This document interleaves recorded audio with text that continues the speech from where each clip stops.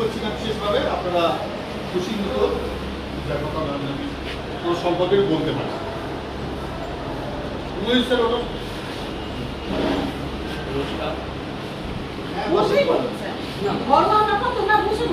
প্রথমত জবে থেকে আমি জয়েন করেছি তা টিকেটি স্যারকে থেকে সদা হওয়ার সময় কোনোদিন কোনো ছাত্রকে মাঠে দেখিনি আজ পর্যন্ত।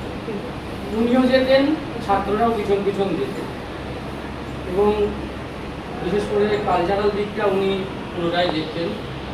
বিভিন্ন অনুষ্ঠানগুলিতে, স্কুলের বিভিন্ন অনুষ্ঠানগুলিতে, সেটা রবীন্দ্র জয়ন্তী হোক, সেটা 5 সেপ্টেম্বর হোক, সব অনুষ্ঠানগুলিতে বাচ্চারা একটি নাটক পরিবেশন করত এবং সেটা উনি নিজেই লিখতেন। খুব কম সময়ের মধ্যে এমনও দিন গেছে আমাদের যে বাচ্চারা প্রিপারেশান নেই, কারোরই কোনো প্রিপারেশান নেই, সে আর নিজে লিখে 8 ঘন্টার মধ্যে 2 দিনের মধ্যেই একজন বাচ্চাকে যারা আনস্কিল তাদেরকেও তৈরি করে দিতেন একদম স্কিল নাটকের হিসেবে। ছেলেগুলোকে নিয়ে সাজানো এবং ছেলেগুলোকে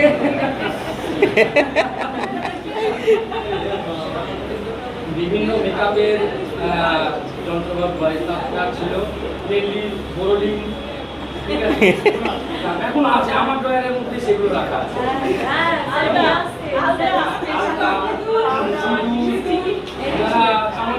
আমাদের স্কুলটা যেহেতু বয়েজ স্কুল, সেজন্য ছেলেদেরকে সুন্দর করে মেয়ে সাজিয়ে নাটকগুলো করাতেন এবং আমরা কখনো ওনাকে বিষণ্ণতার নাটক আমরা পাই ওনার কাছে। উনি সবসময় মজার মজার নাটক পরিবেশন করতেন, যেগুলোতে বাচ্চারা শুধু আমরাও সবাই আনন্দ নিতাম এবং খুব হাসতাম। একটা নাটকে জ্যান্ত হাঁস বের করেছিল পেট থেকে।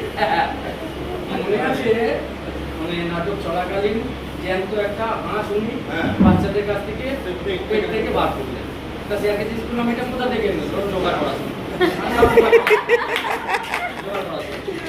যাই হোক, আগামী জীবনটা ওনার যাতে আরও সুখের হোক, সুস্থ থাকুন এবং স্কুলের যে কোনো অনুষ্ঠানে আপনাকে ডাকলে যেন স্যার আপনি সাড়া দেবেন, স্কুলে আসবেন, স্কুলের দরজা আপনার সবসময় খোলা।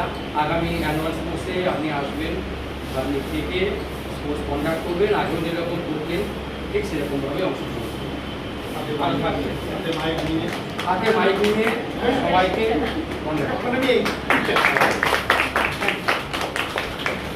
আজকে